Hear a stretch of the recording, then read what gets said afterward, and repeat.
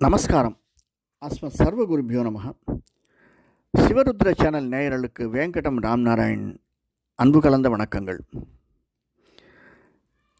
எந்த ஒரு சந்தர்ப்ப சூழ்நிலையும் நமக்கு சாதகமாக்கி கொள்ள உள்ள தைரியத்தை கொண்ட சிம்மராசி நண்பர்களே, எதிர்வரக்கூடிய ஆடி மாதம், அதாவது தற்போது குரோதி வருஷம் ஆடி மாதம் 16/7/2024 பிறக்கக்கூடியது. விசாக நட்சத்திரத்தில் குரு தசையில் தசமி திதியில் பிறக்கக்கூடிய ஆடி மாதம். இது நமக்கு எப்படி இருக்கும்? சிம்மராசிக்காரர்களாய நமக்கு 2இல் கேதுவும் 3ஆம் இடத்தில் சந்திரனும், நம்முடைய ராசி அதிபதி சூரியன் புதன் சுக்கிரன் 12இலிருந்து 7ஆம் இடத்தில் சனியும் 8ஆம் இடத்தில் ராகுவும் 10ஆம் இடத்தில் செவ்வாயும் குருவும் இருந்து நம்மை வழிநடத்துகிறார்கள். 4 விஷயம் சார் மெயினாக நம்ம பார்க்க வேண்டியது இந்த மாதத்தில் நமக்கு எப்படி இருக்கும். 4 விஷயங்கள் நாம் எடுத்துப்போம். 1, கணவன் மனைவிக்கு இடையே உள்ள உறவு. சிறு சிறு சண்டை சச்சரவுகள் வருவதற்கான சாத்தியக்கூறுகள் அமைந்திருக்கின்றன. நம்முடைய அதிபதி சூரியன் 12இல் மறைந்திருக்கிறார். அது மட்டுமல்லாமல் 6ஆம் வீட்டிற்கு அவருடைய பார்வை, குருவனுடைய பார்வையும் 9ஆம் பார்வையாக 6ஆம் வீட்டிற்கு அமைந்திருக்கிறது. 7இல் சனி இருந்து நம்மை பார்க்கிறார். சின்ன சின்ன சண்டைகள் சச்சரவுகள் வரும், ஆனால் அவையெல்லாம் சரி செய்யப்படும். நாம் வீடு மாறுவதற்கான சாத்தியக்கூறுகள் இருக்குது. ஒரு ரெண்ட் வீடாக இருந்தாலும் வாடகை வீட்டில் இருந்தாலும், ஒரு சிங்கிள் பெட்ரூமாக இருந்ததுன்னா டபுள் பெட்ரூமுக்கோ, டபுள் பெட்ரூமாக இருந்ததுன்னா ஒரு பெட்டர் ஹோம் லிவிங்க்கு மாறக்கூடியதற்கு சாத்தியக்கூறுகள் அதிகமாக இருக்குது. நாம் முயற்சி எடுத்தோமையானால் அவை நமக்கு அமையும். அதே மாதிரி வீடு மனை நிலம் இதெல்லாம் வாங்கணும் அப்படின்னா ஒரு கொஞ்சம் யோஜனை செஞ்சுட்டு செகண்ட் தாட் எடுத்து செகண்ட் ஒப்பீனியன் எடுத்து அதற்கான முயற்சியை எடுப்பது என்பது மிகவும் நல்லது. அவசரப்பட்டு ஒரு முடிவுக்கு வந்துட வேண்டாம். 3வது பிஸ்னஸ்னால் என்ன இருக்கும்? 10ஆம் வீட்டில் இருக்கக்கூடியது செவ்வாயும் குருவும், அதனால் கன்ஸ்ட்ரக்ஷன் பிஸ்னஸ் நன்றாக இருக்கும். கூடவே இருக்கக்கூடிய ரியல் எஸ்டேட், அந்த நிலம் சம்பந்தப்பட்ட ரியல் எஸ்டேட் பிஸ்னஸ் செய்பவர்களுக்கும் இந்த மாதம் ஏற்றத்தை தரக்கூடியதாக இருக்கும். இருந்தாலும் நாம் சிறிது சிந்தித்து செயல்படுவது. நமக்கு 12ஆம் வீட்டுக்கு அதிபதியான சந்திரன் 3இல் இருக்கிறார். ராசி அதிபதி சூரியன் புதனோடு சுக்கிரனோடு 12ஆம் வீட்டில் இருக்கிறார். அதனால் நமக்கு வரக்கூடிய லாபங்கள் சிறிது தட்டி போவதற்கான சாத்தியக்கூறுகள் இருக்குது.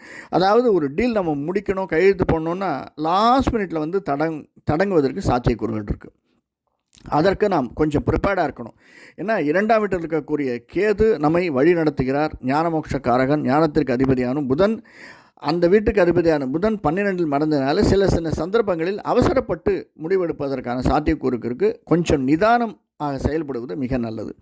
அதே மாதிரி தான் நமக்கு 7-8ஆம் வீட்டில் ராகு இருப்பதனால் சின்னத்திரை பெரிய திரை நிழல் இசை சம்பந்தப்பட்ட ஒளி சம்பந்தப்பட்ட அந்த துறையில் இருப்பவர்களும் அதற்கு எத்தனைப்பவர்களும் முயற்சி செய்பவர்களும் கொஞ்சம் அஸ்ரத்தையாக இருக்கக்கூடாது. ரொம்ப எஃபர்ட் போட்டுகிட்டே இருக்கணும். அந்த எஃபர்ட்டை நம்ம போட்டுகிட்டே இருந்தால் தான் இந்த மாதம் இல்லைன்னா நிச்சயமாக ஒரு 10 கால் நம்ம பண்ணினோம்னா, 10 பேரை நம்ம சந்தித்தோம்னா, இந்த மாதம் அதற்கு விடை வரலை அப்படின்னாலும் அடுத்து வரக்கூடிய 2 மாதங்களில் நமக்கு நிச்சயமாக அதற்கான பலன் தெரிவதற்கு சாத்தியக்கூறுகள் அதிகமாக இருக்கும். நாம் அதை புரிந்து கொள்ள வேண்டும். ஒரு இடத்துல வந்து நம்ம முயற்சி எடுக்கிறோம், அந்த முயற்சி கொஞ்சம் மைனஸ் பாயிண்ட் ஆகிடுது அப்படின்னா அதற்காக சோர்ந்து அமர்ந்து விடக்கூடாது. முயற்சி செய்து கொண்டே இருக்க வேண்டும். 4வதாக நம்முடைய ஒரு இடத்துல இன்னொரு இடத்திற்கு நாம் ட்ரான்ஸ்ஃபர் கேட்டிருந்தாலோ அல்லது ரியல் எஸ்டேட் பிஸ்னஸ் பண்ணுறவர்களுக்கு அதுவும் அப்படித்தான். மெடிக்கல் ரெப் அந்த மாதிரி இருக்கக்கூடியவர்களுக்கு, ரீட்டைல் பிஸ்னஸ் செய்பவர்களுக்கு, இவர்களுக்கெல்லாம் சிறிது உபாதைகள் அதிகமாக இருக்கக்கூடும். ஒரு இடத்துல வெளியில் போகிற இடத்துல நேரக்கூடிய உபாதைகள் அல்லது அதனால் ஏற்படக்கூடிய ஒரு சிறு வயிற்று வலி, தலைவலி, இப்படி உடல் உபாதைகள், மன உளைச்சல்கள் வருவதற்கான சாத்தியக்கூறுகள் தான் இருக்குது. ஆனாலும் நமக்கு 10இல் குரு இருக்கிறதுனால, கூடவே செவ்வாயும் இருக்கிறதுனால அந்த வலிகளை எதிர்கொள்ளக்கூடிய மனப்பக்குவத்தையும் திடத்தையும் ஆண்டவன் நமக்கு கொடுத்திருக்கிறார். அந்த ஆண்டவனை நாம் வணங்கி வருதல் என்பது மிக மிக ஏற்றத்தை தரக்கூடியதாக அமைந்திருக்கும். சூரியன் அதாவது நமக்கு ஏற்றம் தரக்கூடியவன் சூரியன். அந்த சூரியனை நாம் வணங்கி சனிக்கிழமை அல்லது ஞாயிற்றுக்கிழமைகளில் ஆஞ்சநேயர் கோவிலுக்கு சென்று அல்லது நவகிரகத்திற்கு ஈவினிங் 7 to 8 சென்று வணங்கி வருதல். ஞாயிற்றுக்கிழமைகளில் அல்லது மார்னிங்னா 6 to 7, ஈவினிங்னா 7 to 8 சென்று ரெகுலராக வணங்கி வருதல் என்பது நமக்கு மேன்மையை தரக்கூடியதாக அமைந்திருக்கிறது. இதை மறக்காமல் நம்ம செஞ்சோம்னா உடல் உபாதைகளாகட்டும், எதிர் வரக்கூடிய சிக்கல்களாகட்டும், இன்னல்களாகட்டும் எல்லாவற்றையும் தவிர்த்து நம் வாழ்க்கை ஆடி மாதம் மட்டுமல்ல, மற்றும் வரக்கூடிய அனைத்து மாதங்களும் நமக்கு ஏற்றத்தை தரக்கூடியதாக அமைந்திருக்கும். நன்றி, வணக்கம்.